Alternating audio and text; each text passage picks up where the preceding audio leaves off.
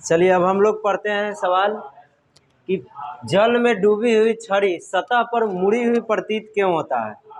इससे पहले वाला सवाल बताए थे, सेम इसी तरह था। ये क्यों मुड़ी हुई प्रतीत होती है, हम पहले भी बताए हैं, प्रकाश के अपवर्तन के कारण।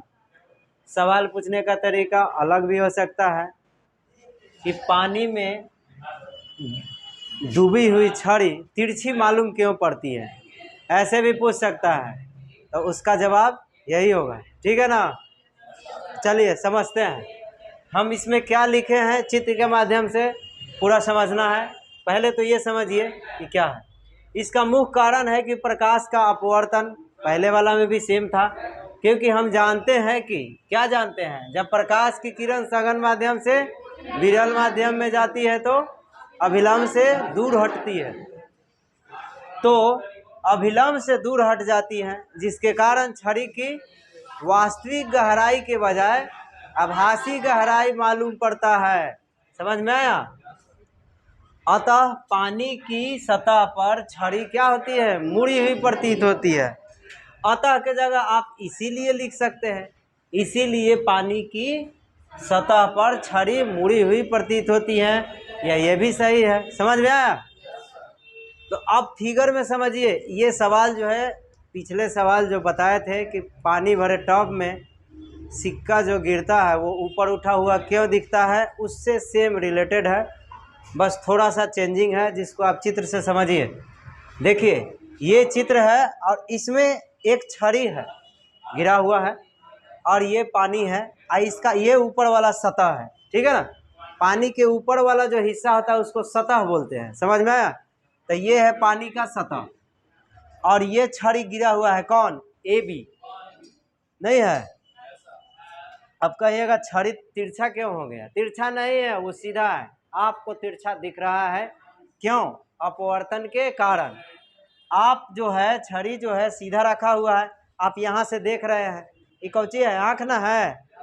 आदमी नहीं बनाए हैं, केवल आँख बना दिए हैं, क्योंकि अब आदमी बनाएंगे तो टाइम ना लगेगा, केवल आँख बना दिए। इससे आप इमेजिंग कीजिए, समझिए। साइंस को समझने के लिए इमेजिंग किया जाता है, समझ गया ना। तो समझिए कि यहाँ आदमी है, यहाँ से इसको देख रहा है, तो आप यहाँ से देखिएगा और ये ए बी छड़ी जो है सतह पर ऐसे गिरा हुआ है, आधा पानी में आधा ऊपर है। तो ऊपर वाला हिस्सा आपको दिखेगा और नीचे वाला हिस्सा दिखेगा कि तिरछा है, ऊपर वाला आपको लगेगा सीधा है। क्यों, क्योंकि आप भी देख रहे हैं विरल माध्यम से, और ये छड़ी का ऊपर वाला हिस्सा क्या है, विरले माध्यम में है, तो आपको सीधा देखेगा। लेकिन जैसे ही आप पानी में आइएगा तो सघन माध्यम, माध्यम क्या हो जाएगा, चेंज हो जाएगा, तो तिरछा मालूम पड़ेगा।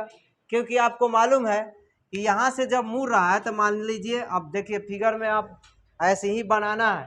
अब यहाँ से हम आपको समझाने के लिए चेंज करेंगे, पहले भी बताए थे, तो आप ऐसे नहीं कीजिएगा। अब यहाँ देखिए, मान लेते हैं अभिलंब रखते हैं नॉर्मल, तो आपको बताए हैं कि विरल माध्यम से सघन में आती है तो नॉर्मल की ओर झुक जाती है, अभिलंब की ओर देखो झुका हुआ दिख रहा है, लेकिन ये झुका नहीं है, रियली में वास्तविक में क्या है, सीधा है।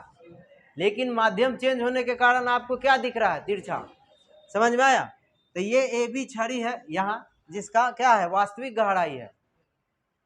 अब ये देखिए अभिलंब की ओर झुक गया, लेकिन रियली क्या होना चाहिए, ऐसे आना चाहिए, है ना। तो ये ऐसा ही आपको दिख रहा है, लेकिन ऐसा है नहीं। समझ में आया। वो सीधा है, लेकिन आप देख रहे हैं किस माध्यम से, विरल माध्यम से, तो तिरछा दिख रहा है, ठीक है। अपवर्तन के कारण क्या है, अभिलंब की ओर झुका हुआ है, इसीलिए आपको तिरछा है। अब इधर से आइए, यहाँ प्रकाश आया, ये अंतिम गहराई है किसका, छड़ी का। यहाँ से आपको अपवर्तन की घटनाएं हुआ, यहाँ आया, और ये पानी की क्या है, सतह है। सतह से जब फिर इधर बाहर आया तो क्या हो गया, नॉर्मल से, यहाँ नॉर्मल है, अभिलंब है, अभिलंब से क्या है, दूर हट रहा है, दूर हट रहा है। आप यहाँ से देख रहे हैं, तो आपको इसके सीधे ही ना दिखेगा, जो डॉट डॉट डॉट से यहाँ क्यों दिखाए हैं, दिख रहा है ना। तो आपको लगेगा कि छड़ी का जो गहराई है वो क्या है, क्यू है, लेकिन है क्या, बी। समझ में आया। तो ये अपवर्तन की घटनाएं है, तो आप देखिएगा किस माध्यम से, विरल से, किस में, सघन में। तो आप विरल से सघन में देखिएगा, ये अपवर्तित किरण ना है जो लौट के जाती है, तो अपवर्तित है तो अभिलंब से क्या हो जाएगा, दूर हटेगा। दूर हटेगा तो ये गहराई बी होना चाहिए, लेकिन दिख रहा है आपको क्या, क्यू, क्योंकि इसके सीध में अगर डॉट डॉट से मिलाते हैं तो क्यू के पास मिलेगा। उसी तरह फिर यहाँ से इसको मिलाएंगे तो यहाँ मालूम पड़ेगा। तो आप यहाँ देखिएगा बी को क्या देखिएगा, क्यू के पास है, ठीक है। तो आपको लगेगा कि छड़ी की जो गहराई है और लंबाई जो है, गहराई क्या है, क्यू है, और टोटल लंबाई एक क्यू है, लेकिन एक क्यू नहीं है। वास्तविक गहराई क्या है, ए बी। समझ में आया। और यहाँ से आपको दिखेगा कि क्यू के पास छड़ी का क्या है, अंतिम गहराई है, जो नहीं है। समझ में आया। ये आभास हो रहा है, यानी कि आभासी गहराई आपको मालूम पड़ता है जब बाहर से देखते हैं। बाहर से कहाँ से, विरल माध्यम से, हवा से, शून्य से, किस में, पानी में। समझ में आया। तो ये था आपका सवाल, मुझे उम्मीद है कि समझ में आया होगा। अब हम लोग मिलते हैं नेक्स्ट क्लास में। धन्यवाद।